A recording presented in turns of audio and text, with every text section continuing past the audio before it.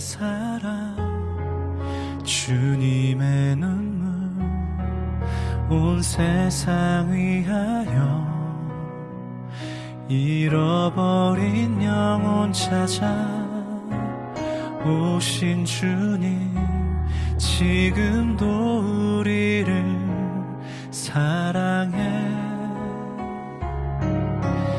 2000년 전 하늘 보좌버리고 이 땅에 오신 주 하나님 어린 양 되사 생명 주며 이를 증거하라 하시네. 나는 믿네 거저받은 귀한 사랑 그 누가 대신하리요 나의 생명 다할 때까지 그 사랑을 전하리라.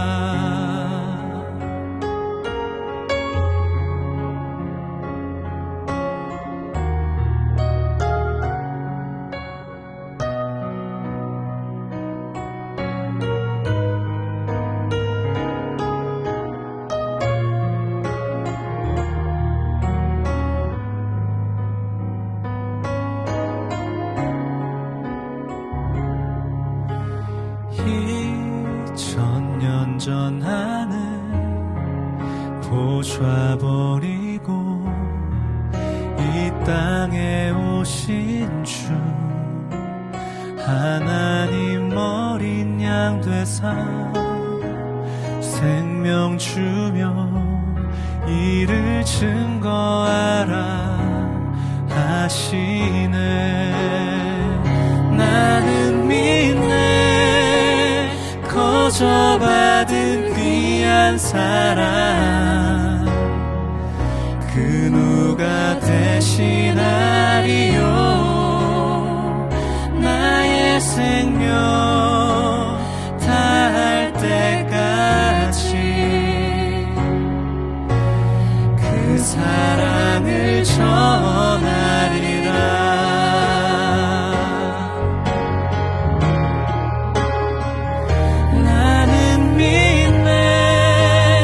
거저받은 귀한 사랑 그 누가 대신하리요 나의 생명 다할 때까지 그 사랑을 전하리라. 그 사랑을 전하리라.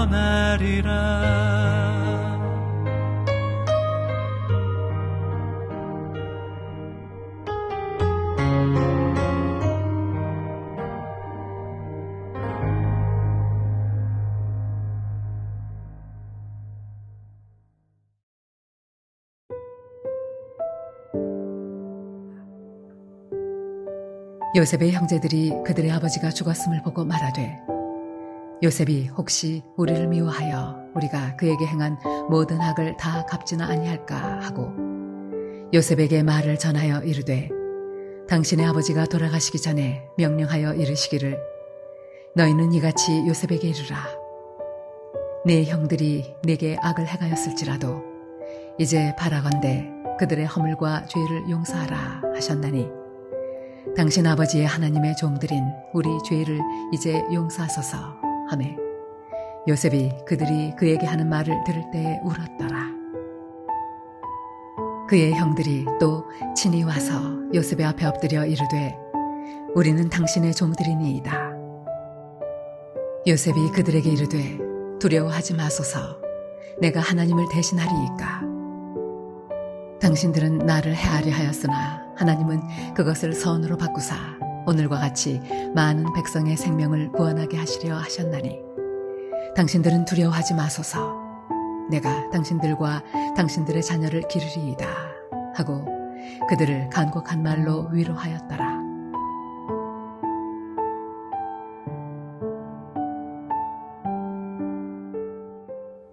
여러분, 신구약 성경에 나오는 인물들 가운데 도덕적으로나 신앙적으로 가장 모범이 되는 한 사람을 예수님을 제외하고 추천하라면 누구를 하시겠습니까? 저는 요셉을 추천하고 싶은데요.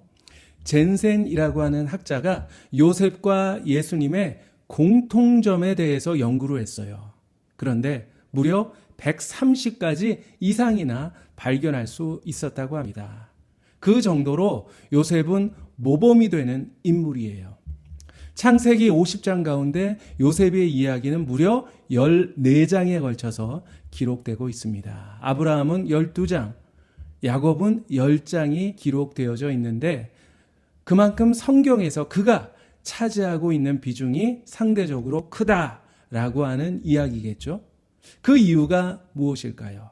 단지 요셉 개인을 소개하기 위해서 그렇게 많은 분량이 기록됐을까요? 아니면 그가 훌륭한 사람이라는 이야기를 하기 위해서 기록됐을까요? 아닙니다. 물론 성경에 많은 인물들이 나오고 있지만 성경은 사람의 이야기가 아니에요. 바로 하나님의 이야기, 하나님을 계시하기 위해서 기록된 책이 바로 성경입니다. 성경은 아브라함을 통해서 역사하신 하나님을 우리에게 보여주고 있습니다. 이삭을 통해서, 야곱을 통해서, 그리고 요셉을 통해서 역사하신 하나님이 누구인가? 그것을 바로 독자들에게 알려주기 위해서 성경이 기록됐다고 하는 것입니다.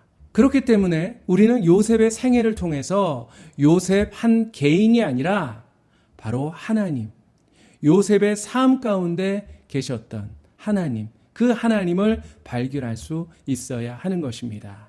자, 그러면 과연 요셉의 삶을 통해서 나타나신 하나님, 과연 어떤 분일까요?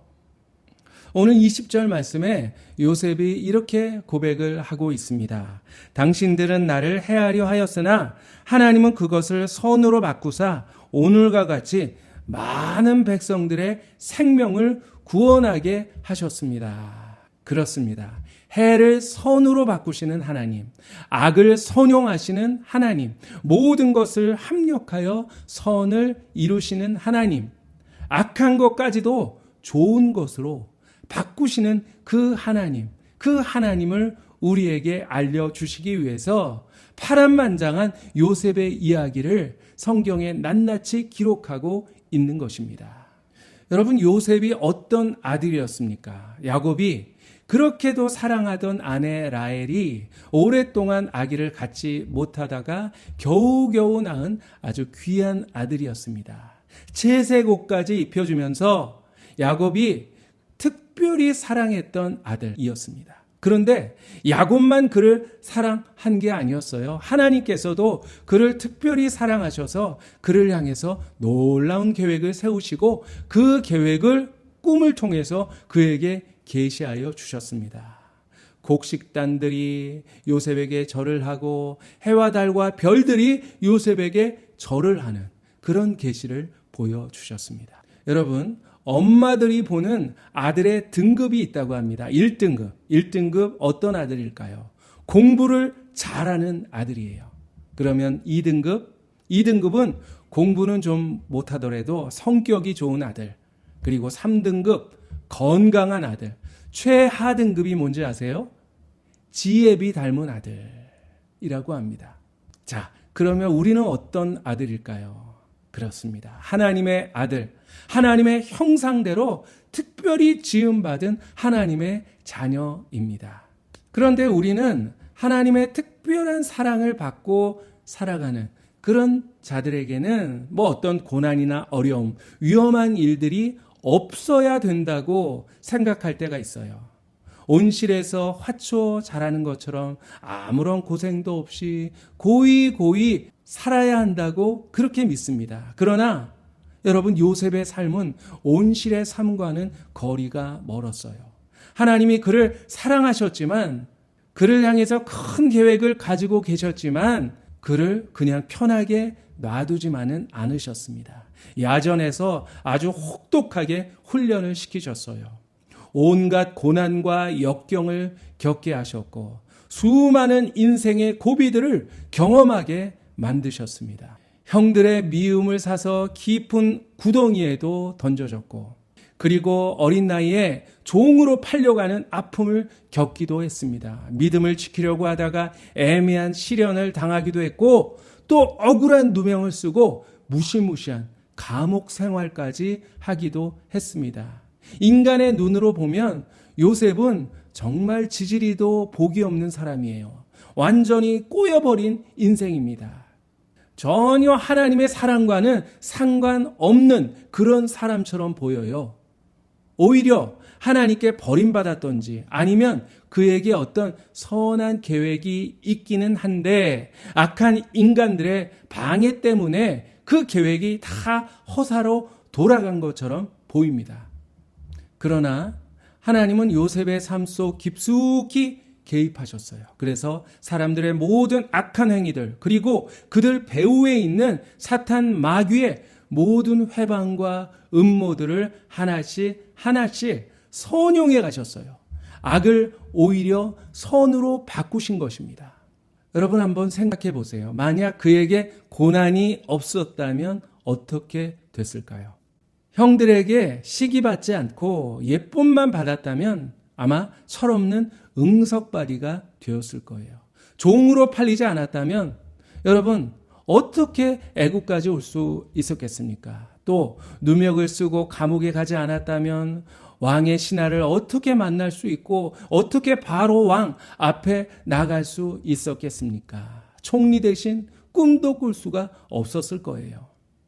그러고 보면 모든 고난들이 오히려 축복의 재료로 사용되었던 그것을 우리가 볼 수가 있습니다. 고난이 없었다면 요셉은 그저 평범한 사람, 그의 인생은 그저 평범한 인생에 불과했을 거예요. 그러나 그의 특별한 고난이 그의 삶을 특별한 삶으로 바꾸어 주었던 것입니다. 여러분, 우리 삶 가운데도 아픔이 있고 시련이 있고 여러 가지 역경들이 있습니다. 그런데 우리가 기억해야 될 것은 그것들은 하나님의 축복의 재료라고 하는 것입니다. 악을 선으로 바꾸시는 우리 주님께서 그 모든 고난을 통해서 우리의 삶을 특별하게 가장 아름다운 삶으로 바꾸어 주실 것을 분명히 믿습니다. 여러분, AQ, 역경지수라고 하는 것이 있습니다. 폴 스토츠라고 하는 분이 고안한 개념인데 성공한 사람들의 공통적인 특징은 이 AQ가 높다고 하는 거예요. 무슨 IQ나 EQ보다 이 AQ가 높게 나타났다고 하는 것입니다. 온실 속의 꽃보다 잡초가 더 뿌리를 깊이 내려서 어떤 환경에도 견딜 수가 있고 또 명품 와인을 만드는 포도도 풍년에 좋은 땅에서 자란 포도가 아니라 아주 가물었던 해 거친 들판에서 자란 것이라고 합니다. 과연 여러분의 AQ는 얼마나 되십니까? 이 AQ가 높은 사람의 특징은 역경이나 실패 때문에 다른 사람을 비난하지 않아요. 그렇다고 자기 자신을 탓하지도 않습니다. 또한 지금 내 앞에 있는 이 문제가 언젠가는 끝난다라고 하는 것과 충분히 헤쳐나갈 수 있다는 그 사실을 압니다. 무조건 역경을 많이 만난다고 역경지수가 높아지는 것이 아닙니다. 역경 속에서 하나님을 신뢰해야 합니다. 하나님께서 이 역경을 바꾸셔서 복이 되게 하실 거야. 나에게 선이 되게 하실 거야. 라는 이 사실을 의심 없이 믿어야 한다는 것입니다. 인간의 성패는 역경과 시련을 피하는 데 있지 않습니다. 역경을 만나도 그 역경을 바꾸셔서 선이 되게 하시는 하나님을 신뢰하고 또 그분과 내가 함께하느냐, 바로 거기에 좌우되는 것입니다. 우리가 요셉의 이야기를 읽다 보면 반복되어서 나오는 한 문장을 발견할 수가 있어요. 무엇입니까? 여호와 하나님께서 요셉과 함께 하셨더라. 그것이 비결입니다. 선으로 바꾸시는 하나님이 우리와 함께 하실 때 모든 고난도 축복으로 바뀔 수가 있어요. 모든 불리한 조건도 오히려 성공의 이유가 될 수가 있습니다. 인생의 역풍까지도 순풍으로 바뀌어서 우리 인생이 힘차게 앞으로 나아갈 수 있도록 우리 주님께서 역사하여 주실 것입니다. 여러분, 결국 요셉을 통해서 온 세상을 구원하시려는 하나님의 계획이 인간의 실수와 방해에도 불구하고 그대로 성취되었어요. 물론 요셉도 모든 권세와 영예를 누리게 되었지만 그뿐 아니라 그를 통해서 많은 사람들도 하나님의 축복을 함께 누릴 수 있게 되었던 것입니다. 요셉 덕분에 애굽도 흉년의 위기를 잘 넘길 수가 있었고요. 주변 나라들도 도움을 받을 수가 있었어요. 그리고 야곱 가정도 살 길을 얻을 수가 있었고 400년간 애굽 고센 땅에 거하면서 이스라엘이 큰 민족으로 번성할 수가 있었던 것입니다. 여러분, 하나님은 나 한 사람만 잘되게 하지 않습니다. 누이 좋고 매부 좋게 모두가 좋게 하십니다. 모두가 잘 되는 그런 축복을 허락해 주십니다. 여러분, 우리 하나님은 언제나 가장 좋은 것을 우리에게 주신다라는 이 사실을 기억하시기 바랍니다. 예수님께서 가나의 혼인잔치에서 아무 맛없는 맹물을 최상급 포도주로 바꾸신 것처럼 우리 삶을 가장 가치 있게 그리고 가장 복된 그런 인생으로 이끌어 주실 것입니다. 하나님을 사랑하는 자, 곧 그 뜻대로 부르심을 입은 자들에게는 모든 것이 합력하여 선을 이루느니라. 아멘. 여러분, 요셉의 이름의 뜻을 아십니까? 라헬이 요셉을 낳은 후에 아들 하나만 더 낳게 해주세요 하면서 이름을 요셉, 하나님이 더하신다, 그렇게 이름을 지었어요. 주님께서 그 기도를 들어주셔서 베냐민이라는 아들을 하나 더 낳게 해주셨죠. 과연 이름처럼 요셉의 인생은 더하는 인생이었어요. 아무리 혹독한 시련에도 사람들이 그를 파괴하고 빼앗고 나누려고 했지만 요셉은 여전히 더하는 인생, 플러스의 삶을 살았습니다. 그뿐만 아니라 요셉 때문에 주변 사람들의 삶까지도 더하는 인생으로 바뀌었습니다. 여러분, 우리 예수님도 요셉처럼 더하는 인생을 사셨어요. 바로 십자가로 우리에게 구원과 영생을 더해 주셨습니다. 마귀는 자꾸만 빼앗고 나누려고 합니다. 감사도 빼앗고 기쁨도 빼앗고, 그러나 우리가 예수님을 의지할 때 마이너스가 아니라 플러스의 삶을 살 수가 있어요. 주님은 악을 선으로 바꾸시는 분입니다. 우리 삶에 가장 좋은 것을 더해 주시는 분이에요. 주님께서 우리를 오늘도 부르십니다. 수고하고 무거운 짐진 자들아 다 내게로 오라. 내가 너희를 쉬게 하리라. 주님 앞에 나아갈 때 우리의 수고와 우리의 짐이 평안과 기쁨으로 바뀌어질 것입니다. 어렸을 때 집에 못 쓰는 신문이나 빈병, 폐품을 가지고 가면 고물장수 아저씨가 맛있는 엿도 주시고 그리고 강냉이도 바꾸어 주셨습니다. 우리 주님 앞에 못 쓰는 것, 망가는 것 가지고 나오세요. 여러분의 문제, 아픔, 모든 죄도 가지고 나오세요. 우리 주님께서 가장 좋은 것으로 교환해 주실 줄 믿습니다. 모든 고난을 축복으로 바꾸어 주시고 우리의 눈물을 찬송으로, 우리의 약함을 강함으로 바꾸어 주셔서 정말 요셉처럼 귀하게 쓰임받는 그런 인생이 되게 하실 것입니다. 사랑하는 성도 여러분, 우리가 감사하고 기뻐할 수 있는 이유가 뭐죠? 하나님 믿기 때문에 모든 고난, 모든 위험에서 면제되기 때문입니까? 아니죠. 비록 내 앞에 내 힘으로 감당할 수 없는 수많은 역경들 있지만 그것을 선으로 바꾸시는 하나님, 그분이 나와 함께 하신다, 이 사실을 믿기 때문에 우리는 감사할 수 있고 우리는 기뻐할 수 있습니다. 요셉의 고백을 다시 한번 들어보세요. 당신들은 나를 해하려 하였으나 하나님은 그것을 선으로 바꾸사 오늘과 같이 많은 백성의 생명을 구원하게 하셨느니라. 여러분, 사람이 여러분을 실망시킬지 모릅니다. 사람들이 여러분에게 상처 주고 해를 입힐 수도 있어요. 그러나 내 삶의 주인은 결코 사람이 아니에요. 하나님이십니다. 내 삶의 주인이신 우리 주님께서 우리에게 다가오는 모든 상황들, 그것이 고난이든 역경이든 실패이든 그 모든 것을 합력하셔서 나에게 가장 유익한 것, 나에게 가장 가치 있는 선으로 바꾸어서 허락해 주실 줄 믿습니다. 기도하겠습니다. 사랑의 하나님, 감사합니다. 항상 저희와 동행하여 주시고 우리 삶 속 깊이 개입하여 주셔서 하나님의 뜻으로 한 걸음 한 걸음 저희들 인도하여 주시니 주님 감사합니다. 어리석은 저희들 때로 우리 눈앞에 펼쳐진 상황들만 바라보고 낙심하고 슬퍼하고 절망했습니다.